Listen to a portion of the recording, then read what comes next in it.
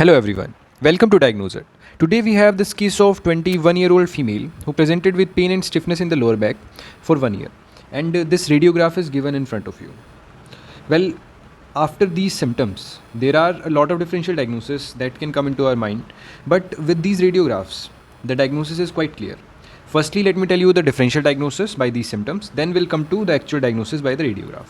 Well, it can be any mechanical cause of back pain, it can be rheumatoid arthritis, it can be this ankylosing spondylitis, it can be lumbar spinal stenosis, it can be diffuse idiopathic skeletal hyperostosis, this dish, and yeah, it is quite similar to this ankylosing spondylitis. Now, firstly, let's discuss a bit about all these five, and then we'll come to the exact diagnosis by this radiograph, that is this ankylosing spondylitis. And I'll tell you how I diagnose this from these radiographs. Firstly, talking about this mechanical causes, well, to differentiate it from ankylosing spondylitis, there are some differences. Like this mechanical cause can occur at any age and it subsides after some rest, and it is not that chronic. Like if the patient rests for some time, then this mechanical cause, of back pain subsides, and it is also not associated with any other extra articular manifestations that are ankylosing spondylitis is associated.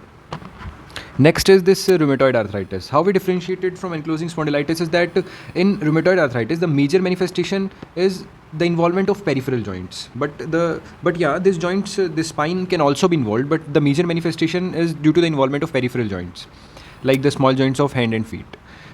And one more thing, in rheumatoid arthritis, rheumatoid nodules are present that are not present in this ankylosing spondylitis. Now let's come to this lumbar spinal stenosis. This occurs due to the narrowing of spinal canal, and when the spinal canal get narrowed, then the cerebrospinal fluid that is present above it that exerts pressure over the spine, and this results in the pain and morning stiffness. But how to differentiate it from this ankylosing spondylitis? It usually occurs in the age more than 60 years. And yeah, there are no extra-articular manifestations, or it is not associated with peripheral arthritis. Now this last one, this diffuse idiopathic skeletal hyperostosis. Well, this is basically a degenerative disorder in which there is ossification of some elements in the spine, like this anterior longitudinal ligament, these paravertebral tissues, and peripheral aspect of this annulus fibrosus. It can present with all the features of rheumatoid arthritis, but how we differentiate it from ankylosing spondylitis, that this is not an inflammatory disease. So inflammatory type of back pain is not present. Like the back pain present in ankylosing spondylitis, this back pain usually resolves after some activity, and this is aggravated by the rest. But in this diffuse idiopathic skeletal hyperostosis, the pain usually improves with rest. So this is how we differentiate all these from ankylosing spondylitis clinically. But after this characteristic radiograph, we can make the diagnosis of ankylosing spondylitis. And now let's discuss about this ankylosing spondylitis. And in this disease also, we'll follow our regular way of discussion. Like firstly, we'll discuss about what is this, why it occurs, how the patient presents, how to diagnose it, and in the end about the treatment part. Well, firstly, starting with our what. Basically, ankylosing spondylitis is a chronic inflammatory disease. Mostly it involves the axial spine, but yeah, it can involve other structures like peripheral joints, digits, anthesis. Do you know what an anthesis is? It is basically the place where any ligament, any tendon, or any joint capsule is attached on the bone. This is known as the anthesis. And this disease is characteristically associated with anthesitis, that is inflammation of these places. Well, there are a lot of extraskeletal manifestations in this disease also, like its association with the inflammatory bowel disease, anterior uveitis, and also psoriasis. And one more interesting thing about this disease is that being a rheumatological disease, it is still more common in males, and the ratio is 5:1. That is, males are 5 times more affected than females. And one more thing, that this disease is typically diagnosed in patients who are younger than 40 years, but there is a typical history in them, that the symptoms of this disease must have started even before the age of 30 years in the patients. Now let's come to why this disease occurs. It is basically an autoimmune disease, and it occurs with a complex interaction between genetic and environmental factors. And in the genetic factors, the main factor is this HLA-B27, this MHC class 1 molecule. This is not 100% specific. Like if a patient is having HLA-B27 positivity, that doesn't mean that this patient will surely develop this ankylosing spondylitis. But if a patient is having ankylosing spondylitis, then the presence of HLA-B27 positivity in that patient is quite high. There are other HLEs that like HLA-B60, B16, B35, 38, and a lot of other HLAs are also associated with this ankylosing spondylitis in the patients who are HLA-B27 negative. And in the environmental factors, there are a lot of microbial factors that are suspected to basically stimulate the immune system. And that active immune system, along with this genetic predisposition, basically leads to development of this autoimmune disease ankylosing spondylitis. Well, what are these environmental factors? These bacterias. These basically are the bacteria that are present in our gut, and these are the normal flora in our gut, and these are basically Bacteroides, this Porphyromonas, Parvotella, and sometimes Klebsiella also.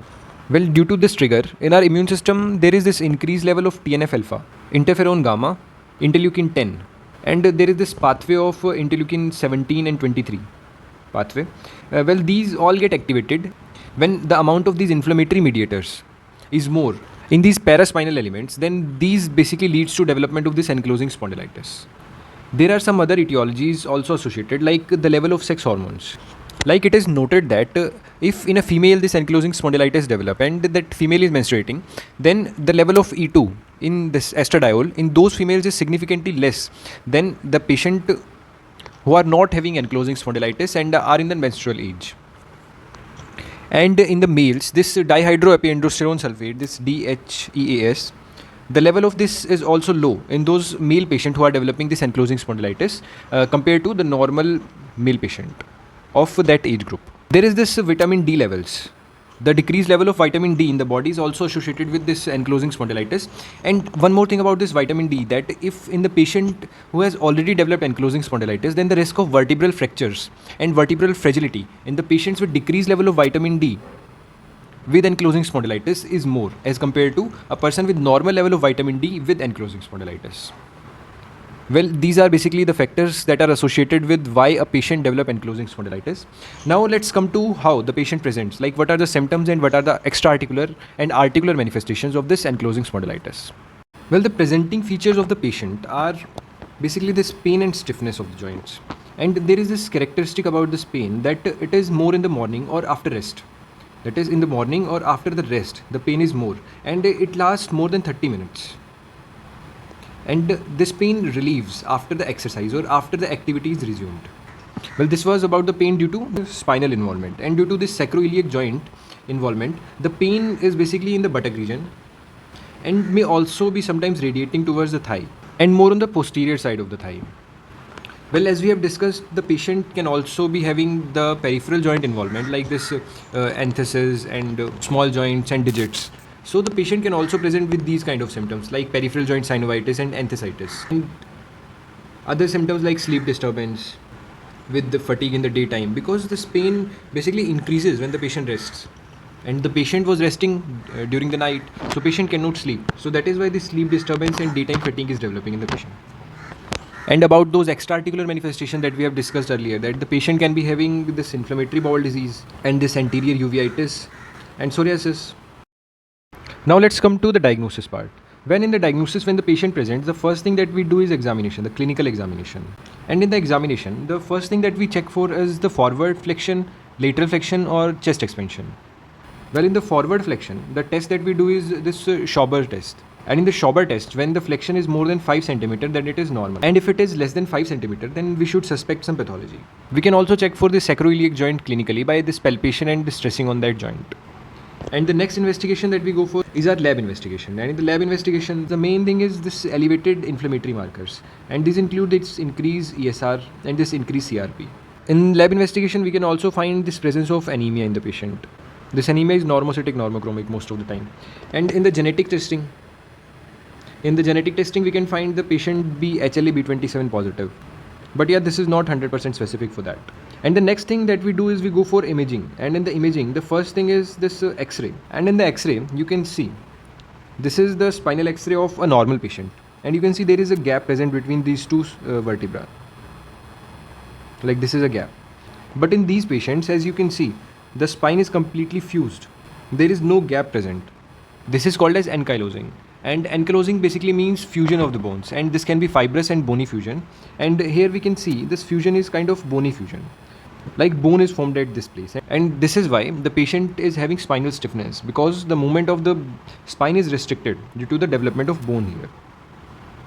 There are other signs of this ankylosing spondylitis. As you can see here, this green one, this is showing the bamboo spine. And what this bamboo spine means, due to the complete fusion of vertebral column, this spine get as stiff as a bamboo and it cannot move even a bit.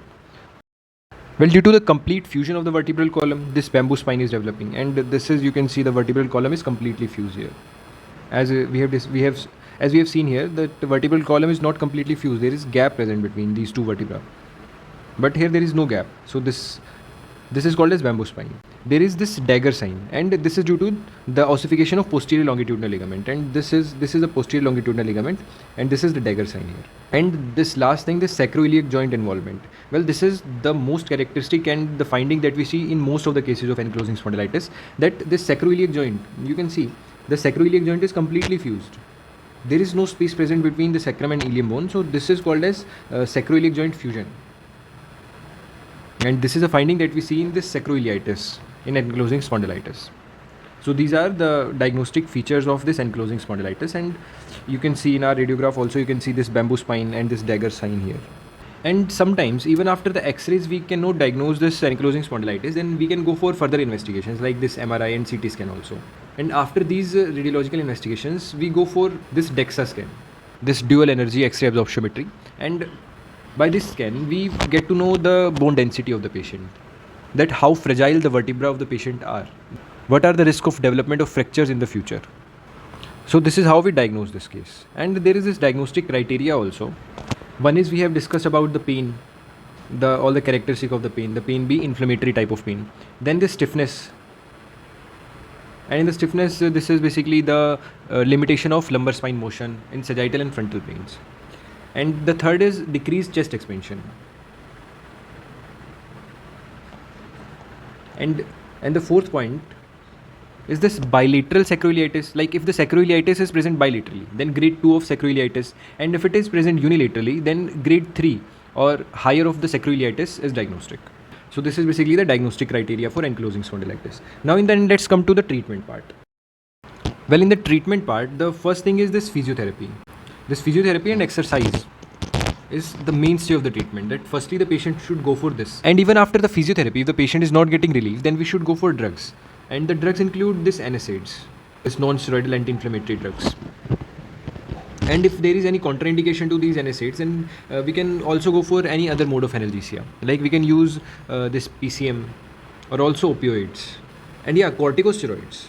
Corticosteroids are also used in the treatment, but not the oral form of corticosteroids. The local injection in the peripheral arthritis or in the enthesitis. In this ankylosing spondylitis, this is how corticosteroids are used in the treatment. And in very severe cases, the IV methylprednisolone can also be used. And this bisphosphonates. Why these bisphosphonates are used? Well, because the patient with ankylosing spondylitis have decreased bone density, as we have discussed earlier. There is increased risk of development of vertebral fractures. So that is why bisphosphonates are used to prevent the occurrence of vertebral fractures. The other drugs that are currently approved are these TNF inhibitors. And the TNF inhibitors that are used in this ankylosing spondylitis are this infliximab, etanercept, adalimumab. These are the TNF, this tumor necrosis factor inhibitors that are used in this ankylosing spondylitis. This infliximab is given IV, and this etanercept and this adalimumab are given subcutaneously. So this is the medical management of this disease. There are some surgical treatments also. Like if the hip joint is involved, then we can go for total hip replacement. And spinal surgery. We can also go for spinal surgery in selected patients. Like if the patient is having instability in the spine, then we can go for fusion procedures. Or if there is a fixed kyphotic deformity, then we can go for wedge lumbar osteotomy. So this is all about this case of ankylosing spondylitis. If you have any questions regarding this, then do post it in the comment section below, or you can DM me on my Instagram handle @diagnoseIt. And don't forget to like and share this video and subscribe to my channel. Thank you.